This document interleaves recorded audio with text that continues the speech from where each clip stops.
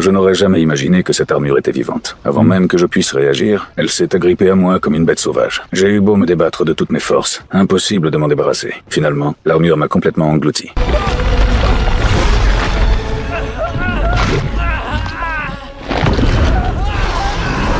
Et à cet instant, elle s'est mise à parler. Après avoir bu mon sang, j'ai été saisi de panique. J'ai arraché frénétiquement l'étrangeil sur ma poitrine, essayant de le retirer. Mais j'ai vite compris que mon corps ne m'obéissait plus. Désespéré, je n'ai pu que pousser des cris impuissants. À la fin, j'ai dû accepter la réalité. Désormais, ma vie serait liée à celle de cette armure.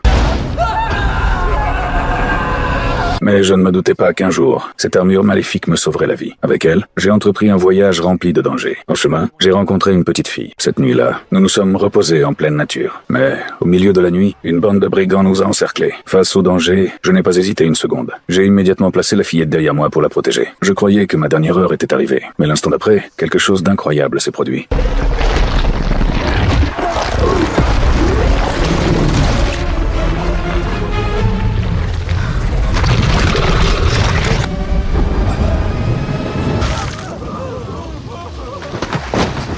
L'armure s'est détachée de mon corps et s'est rapidement transformée en un monstre terrifiant. Brandissant une immense épée, elle affichait une apparence si effrayante que les brigands n'ont pas pâli. Pourtant, leur cupidité a fini par l'emporter sur leur peur. Ils se sont tous jetés à l'attaque. Mais face à cette créature, ils n'avaient aucune chance.